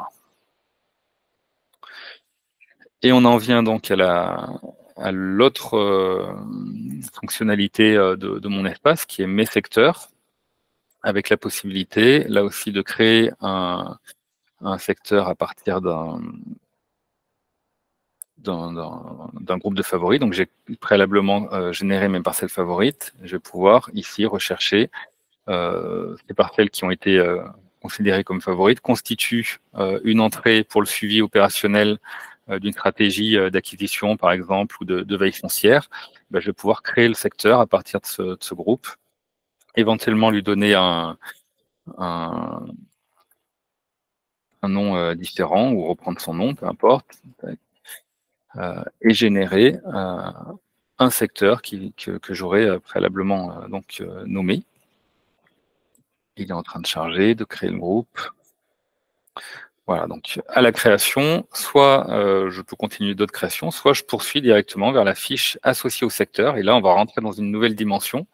Je vais faire quelques allers-retours pour vous montrer comment ça fonctionne. Mais si je poursuis sur la fiche du secteur, il ouvre un nouvel onglet intitulé Vacances Faverges, comme je l'ai nommé, et dans lequel vous allez pouvoir consulter des informations d'identification, définir votre programmation, définir les éléments de stratégie et interroger les parcelles associées à ce secteur. Si je reviens dans mon espace, hein, ce secteur, on le retrouve dans la liste des secteurs qui sont ici. Donc, par ce biais-là, si je rouvre, voilà, bon, la fiche était déjà ouverte, donc il me demande si les modifications veulent être enregistrées. Je vais pas forcément le faire. Dans cette interface, on retrouve donc la capacité de sélectionner tous ces secteurs, les supprimer, centrer sur un ou plusieurs secteurs. Si je suis sur, je sélectionne vacances Faverges, je centre dessus. Alors, il y a peut-être un autre qui est sélectionné. Ah non, oui, j'ai sélectionné l'ensemble. Voilà, c'est ici. Et je sélectionne mon secteur. Les parcelles apparaissent en bleu ici. Et je vais pouvoir interagir au niveau de la modification de ce secteur sur l'ensemble des parcelles concernées. Dans la fiche parcelle, on retrouve donc des informations d'identification, où là, vous allez pouvoir renommer le secteur éventuellement par ce biais-là. Connaître la superficie totale des emprises des parcelles associées. Donc là, on est sur un secteur, on va dire, éclaté, mais on pourrait avoir des secteurs d'un même tenant. Hein. Je peux en prendre un autre, par exemple, pour vous présenter. Là, je vais enregistrer ma modification. Si je prends, par exemple, ce secteur préalablement créé, je me zoome dessus. Voilà, j'ai un ensemble, j'ai 3 îlots qui sont concernés, sur lesquels je vais pouvoir renommer, connaître la superficie totale, connaître le nombre de parcelles, la date de création, qui l'a modifié, le système calcule le taux de maîtrise foncière d'après les informations du cadastre. Donc là, il y a 5% de la superficie totale qui est maîtrisée. Si vous avez une connaissance plus fine que celle du cadastre, si vous avez réalisé des acquisitions, vous pouvez mettre à jour manuellement les superficies qui sont acquises sur le secteur.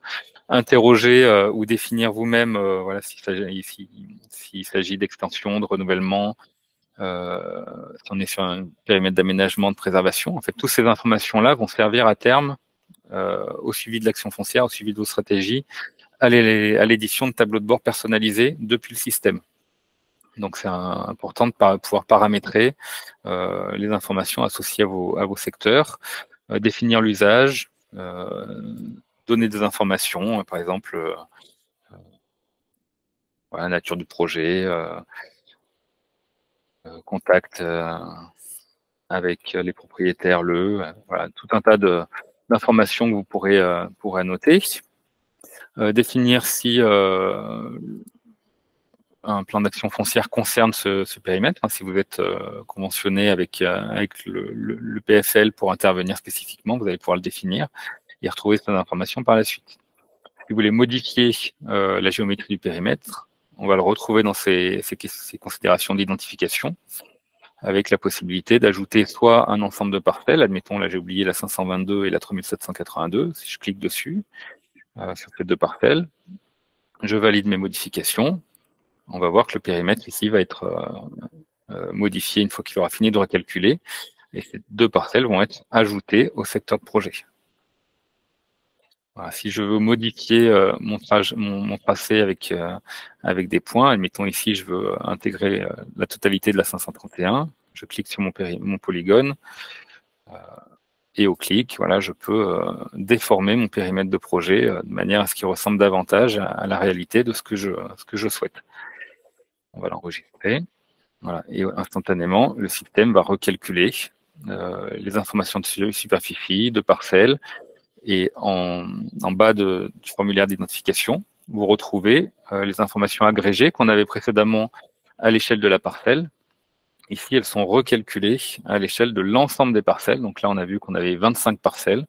Bah, sur les 25 parcelles, voilà, j'ai toutes les informations contextuelles de propriétaires avec 20 bâtiments, la superficie totale, le nombre total de lots, la distribution totale des maisons, appartements. Voilà, toutes les informations cadastrales sont recalculées à l'échelle de l'emprise du projet, avec la distribution des statuts de propriété, la connaissance de l'ensemble des comptes de propriété et la capacité d'exporter soit un compte de propriétaire communal, soit d'exporter l'état de propriété de la parcelle.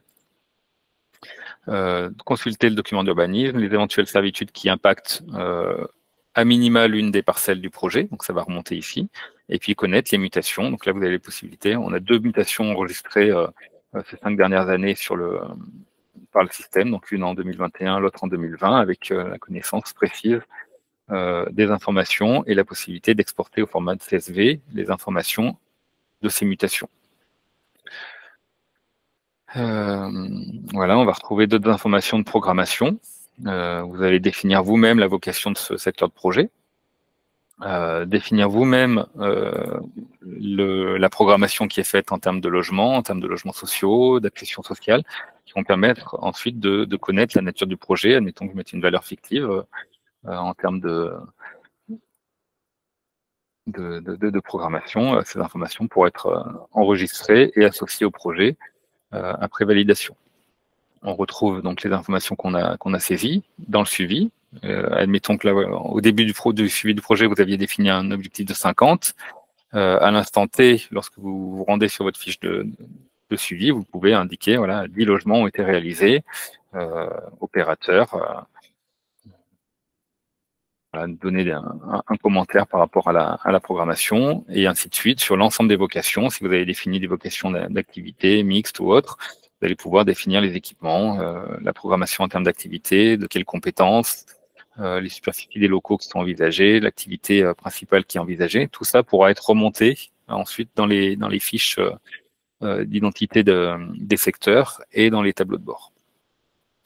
Donc là, voilà, vous pouvez aussi déterminer des éléments de programmation en termes de temps, si c'est du court terme, du moyen terme, à votre appréciation, et les échéances qui sont pressenties, donc échéances électorales ou autres, 2050 par exemple, je dis n'importe quoi, et pouvoir saisir des informations de programmation, tout comme vous allez pouvoir le faire sur des informations relatives à la stratégie.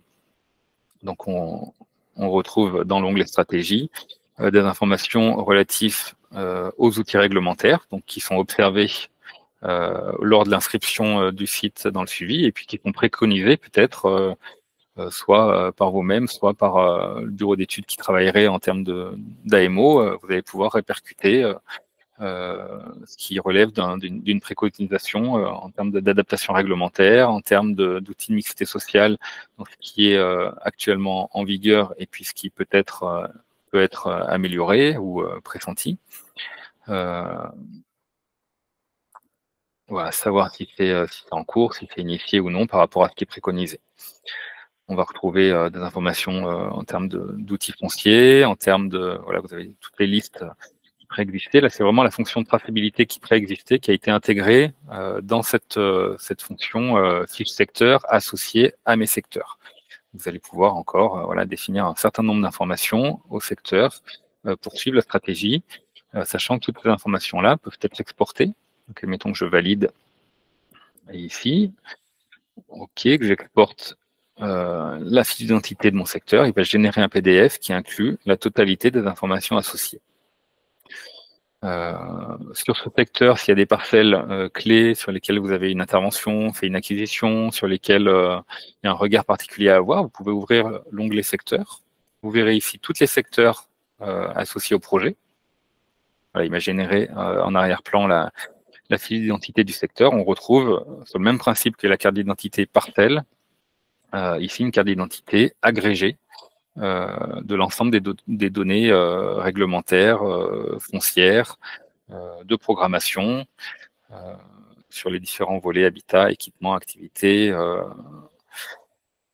les outils qui sont préconisés. Voilà, on est vraiment sur un mode projet d'édition de fiches qui vont permettre d'associer un dossier de programme d'opération, la liste des parcelles qui sont suivies, savoir si le PLU a évolué, savoir s'il y a eu des permis de construire depuis la mise en suivi, savoir s'il y a des logements ou des locaux ont été créés, et connaître les mutations, voilà, la date de la dernière mutation et la valeur foncière moyenne dans ce suivi à l'échelle de l'ensemble des parcelles qui constituent le secteur.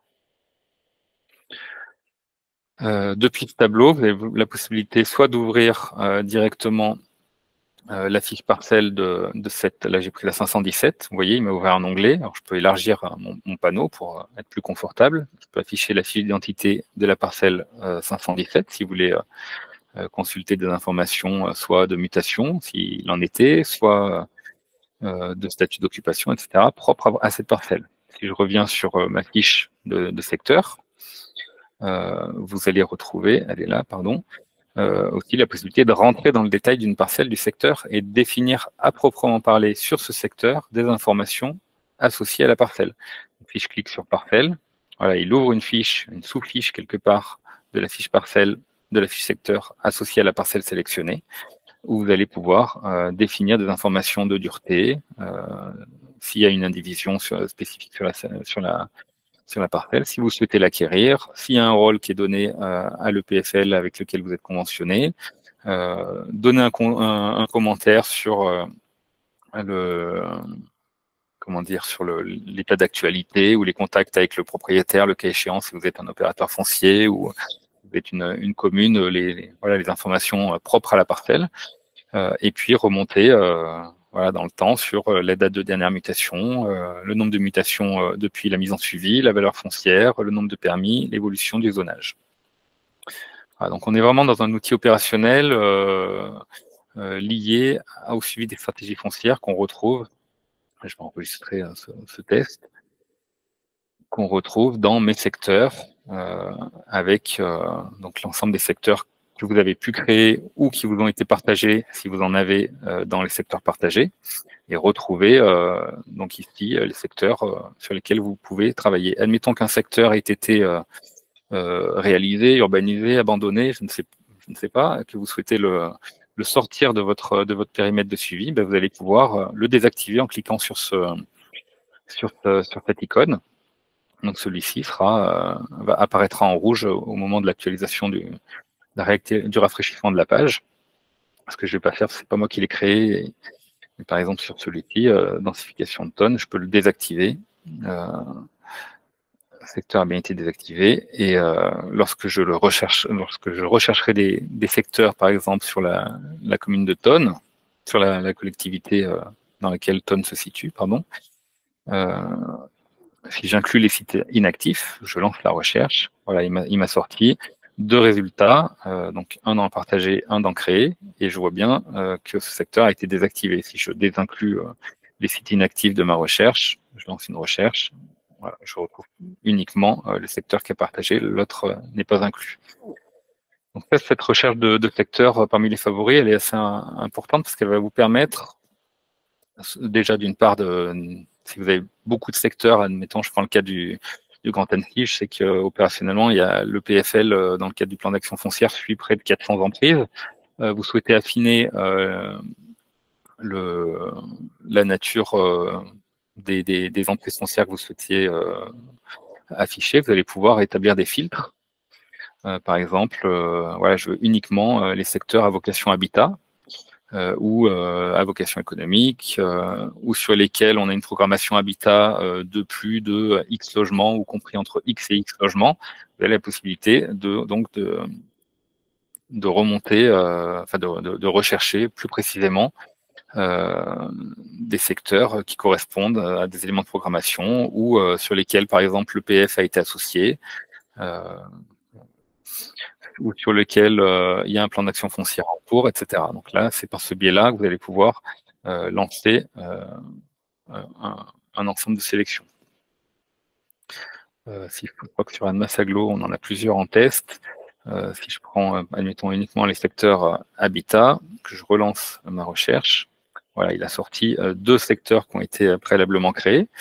Et si je veux un tableau de bord de secteurs qui correspondent à la vocation habitat sur Annemasse-Agglo, je vais pouvoir sortir là aussi un export agrégé de ces 2 secteurs par le biais de la fonction de tableau de bord qui est ici située en bas de la fonction de secteur. Donc si je clique ici, il va générer d'une part un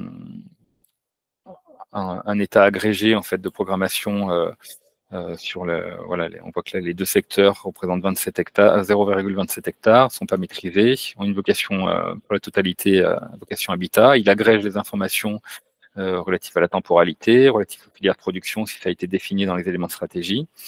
Bon, là, on a une absence de données, c'est pour ça qu'on a des soucis. Mais si jamais vous vous reconnectez aujourd'hui, par exemple, je pense à des collectivités de Haute-Savoie qui ont déjà l'usage de la fonction, qui avaient déjà l'usage de la fonction traçabilité, ben vous allez pouvoir afficher des informations agrégées dans le tableau de bord et exporter ces informations au format CSV sur les prix de marché, avoir une information agrégée des mutations sur l'ensemble des secteurs, donc là on n'en a pas, ou exporter au format PDF le dit tableau de bord. Ça me dirait que j'ai un problème avec ma version d'Adobe Reader.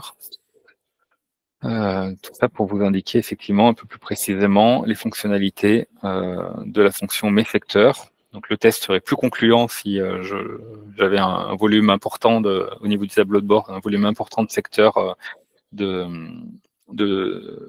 secteurs suivis. Et je vous invite à faire les tests une fois que vous aurez ajouté vos informations, le cas échéant, dans le système, si vous êtes amené à utiliser cette fonction qui, de notre point de vue, constitue une des forces majeures du MCMA, à savoir le suivi de l'action foncière, le suivi de la programmation et la définition de préconisation par rapport à des secteurs opérationnels identifiés. Voilà, je pense avoir été relativement exhaustif sur l'outil. Ce que j'ai pas dit, c'est que voilà, la carte qui s'affiche peut être exportée au format PDF via ce bouton d'export, et vous avez un petit encart dans la visionneuse qui vous permet de vous localiser. Voilà, je m'étais fixé un temps de parcours de l'outil d'1 heure, ce qui a été légèrement dépassé. On a encore 20 minutes potentiellement d'échange par rapport à cette présentation, à cette démonstration qui a été faite. Je laisse peut-être la parole à Franck s'il y a des questions qui auraient été posées, ou je vous invite à poser d'autres questions, le cas échéant, si vous souhaitez approfondir. Donc, Grégory, il n'y a pas encore de nouvelles questions. C'est que la présentation a été limpide. Ou alors c'est que les questions vont arriver bientôt. En tout cas, on sera toujours à votre disposition pour vous accompagner dans le fonctionnement de MCMA. Et puis, pour les territoires sur lesquels il n'y a pas de PFL ou il n'y a pas encore de MCMA, vous pouvez prendre contact avec nous ou avec Magelium pour voir ce qui peut être fait.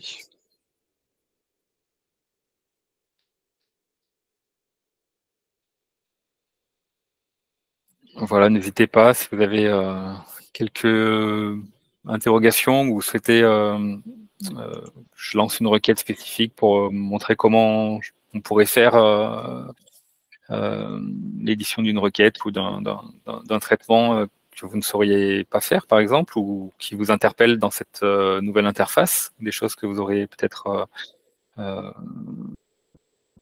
besoin de creuser, je vois. Donc, quelqu'un a levé la main. Vous pouvez éventuellement ouvrir votre micro, vu qu'on n'est pas très nombreux à lever la main. Vous pouvez intervenir si vous le souhaitez.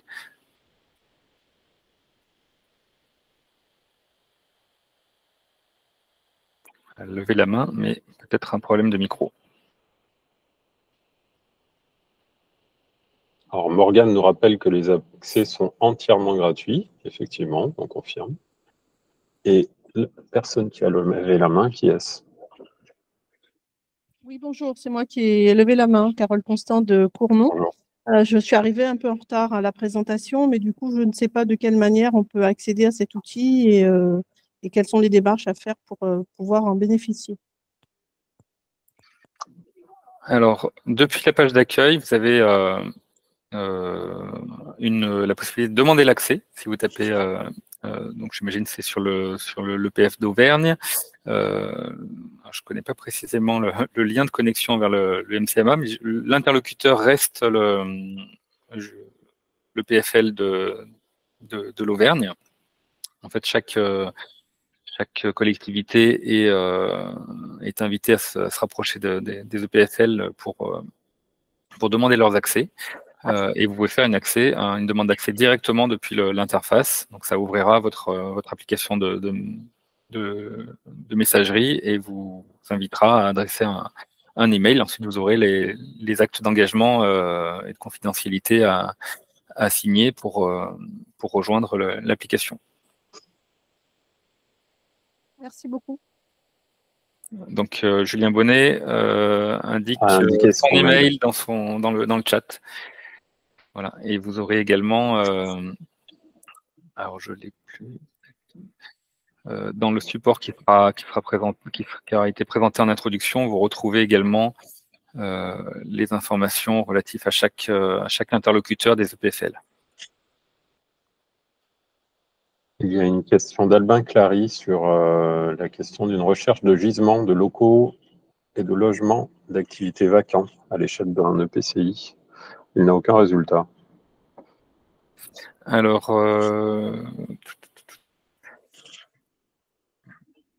ça peut être dépendant de la donnée, c'est surprenant. Moi, j'ai une version recette qui n'est pas exactement la même que laquelle dans laquelle vous vous situez. Par exemple, c'est quel EPCI, s'il vous plaît? Est-ce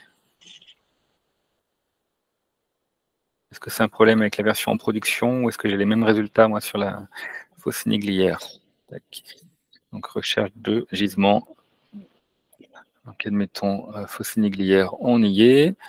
Terrain bâti, lancé sur la vacance. Admettons l'ensemble des parcelles vacantes. Déjà, on va voir si on a un résultat sans filtre de temporalité. Je lance la requête.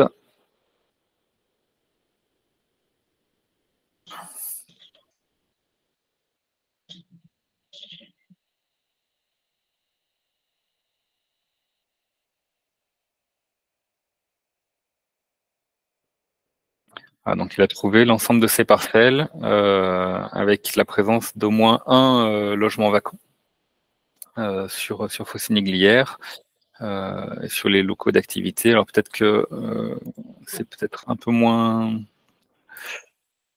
fiable sur les locaux. Alors ensuite, si vous avez coché en même temps la case recherche de logements potentiellement vacants et recherche de locaux potentiellement vacants, du coup, l'outil a cherché les parcelles sur lesquelles il y a un logement et un local vacant. Tout à fait, oui, c'est cumulatif. En fait, tous les filtres vont affecter les résultats de la requête. Donc, si vous enchaînez une multiplicité de filtres, forcément l'entonnoir se restreint et effectivement, il se peut qu'il n'y ait pas de résultat de parcelles incluant tant un logement vacant qu'un local d'activité. Là, j'ai trouvé 24 locaux d'activité potentiellement vacants d'après les sources fiscales. Je vais peut-être enlever les... C'est peut-être un problème de double coche. J'ai une question de Claire Mallet qui nous demande quel est son niveau d'accès aux données. Donc, en général, on ouvre les accès systématiquement en fonction de vos droits sur le territoire. Donc, si vous êtes à l'échelle d'un PNR, normalement, vous avez accès aux données foncières uniquement sur les communes du PNR. Par contre, toutes les autres données qui sont publiques, vous y avez accès sans aucun problème. Et Amiens, dans le cadre de la loi ZAN, nous allons devoir répertorier les données comme la consommation entre le 1-1-2011 et le 31-12-2020. Est-ce que cet outil permet de le faire aujourd'hui? Alors non, MCMA ne fait pas partie des outils qui permettent de suivre la consommation foncière sur un territoire.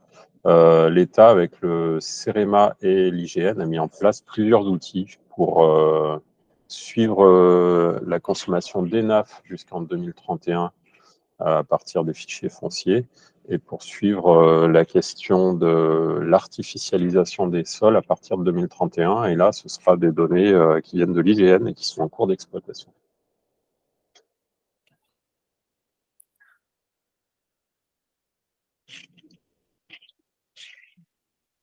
Voilà, après, de manière détournée, c'est quand même des informations qu'on peut approcher, même si c'est peut-être pas réglementaire, entre guillemets, mais par le biais d'une requête de gisement, vous allez pouvoir identifier, par exemple, les constructions qui ont été réalisées entre telle et telle période. Si vous faites une recherche à l'unité foncière et un export des données, vous allez avoir une base de données avec l'ensemble des propriétés bâties tenant compte de la date de construction, les surfaces associées à l'échelle de l'unité foncière et établir potentiellement un suivi, en tout cas sur le suivi cadastral. Mais après, on n'a pas accès aux données non cadastrales, donc quand les routes ne sont pas cadastrées, tout à fait. On n'a pas ces informations. Et puis, pour suivre d'une année sur l'autre, c'est assez compliqué quand même.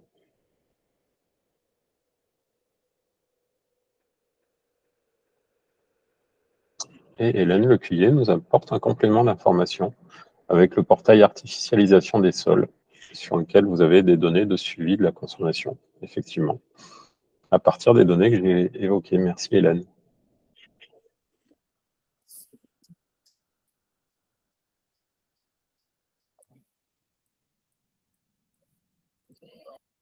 Voilà, effectivement, au fur et à mesure de la pratique, de l'usage, il est possible que vous ayez des questions, donc ne pas hésiter à les faire remonter à vos interlocuteurs, notamment par le biais de l'interface de contact ici, de manière à ce que ça puisse être pris en compte. Si vous identifiez également des bugs ou des besoins de correctifs, vous pouvez les faire remonter. Ils seront étudiés par le groupement de commandes dans le processus d'évolution qui est vraiment continu. L'objectif, c'est que sur les 3 années qui restent de l'accompagnement de la collectivité, on puisse être en mesure d'examiner et de répondre aux attentes des partenaires et adhérents, ayant droit au MCMA.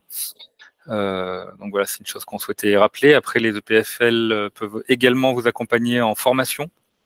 Voilà, selon les EPF, les chargés de mission peuvent vous accompagner, intervenir au sein de vos collectivités pour vous présenter l'outil et éventuellement organiser des sessions de formation en notre présence pour rediffuser l'outil et faciliter l'usage. Une dernière question, Grégory. Clémentine Delprat nous demande si le MCMA peut nous permettre de contacter les copropriétaires de bâtiments classés 7 et 8 au cadastre. Alors, il peut le faire. Si, par exemple, on fait une requête de gisement sur les locaux classement 7 et 8, terrain bâti, je vais peut-être définir un périmètre. On va peut-être restreindre un petit peu. Je vais rester sur le cas de cette commune sur laquelle on est. Donc, je vais lancer une requête où il va sortir l'ensemble des parcelles classement cadastral 7 et 8. Donc, vous allez voir le résultat. Sur ce périmètre-là, vous avez la possibilité d'exporter les résultats au format CSV. Donc, dans l'export CSV, en fait, se trouve l'adresse de contact du compte de propriété. Donc, vous allez retrouver ici les noms principaux et la liste des propriétaires associés. Et si vous voulez rentrer davantage dans le détail, je vois plus pourquoi non, je suis dans. Si vous voulez rentrer davantage dans le détail sur une copropriété en particulier, vous allez pouvoir, par exemple, sélectionner ici cette parcelle, interroger les comptes de propriété. Bon, là, c'est pas le bon exemple parce que ça appartient à la commune.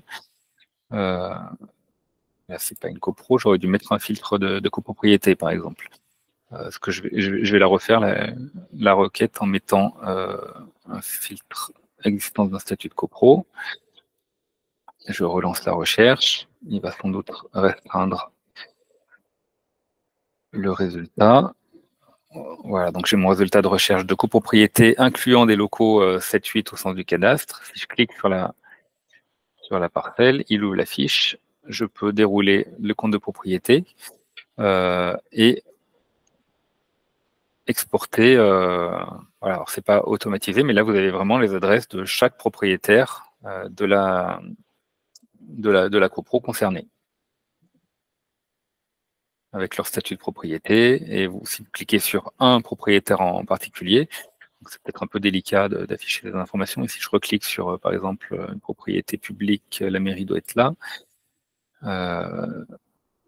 Voilà, si vous recliquez sur le nom du propriétaire, vous allez voir l'ensemble de ses biens sur la commune.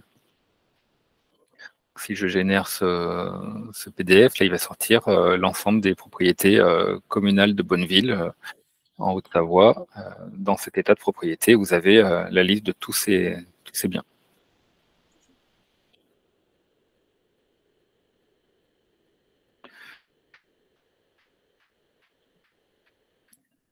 Voilà, en espérant que ça réponde à votre question.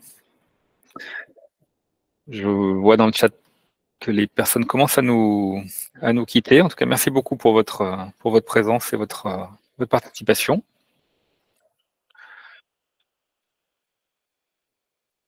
Je laisse peut-être le mot de la fin à l'EPF, enfin aux représentants du groupement des EPF en tout cas, parce qu'encore une fois, 5 EPF sont réunis dans ce groupement de commandes, avec d'autres interlocuteurs qui vous seront rappelés ici. Représentant temporaire. Bonjour Elisa. Des EPF. Est-ce que la Haute-Savoie a retrouvé la voie? Non, toujours pas. Non, mais écoutez, je vous remercie tous pour votre présence et pour avoir suivi cette présentation. On a eu pas mal de retours disant que la présentation était très intéressante et de qualité. Donc, du coup, vous n'aurez pas besoin de formation ensuite pour pouvoir utiliser plus facilement MCMA, j'en suis certain. Mais si tel est le cas, et pour les personnes absentes, en Savoie, en tout cas, on va vous proposer d'organiser des petites sessions de formation pour vous faciliter l'usage de l'outil. Donc, n'hésitez pas à revenir vers nous. Merci. Merci Grégory. Merci à tous. Merci beaucoup.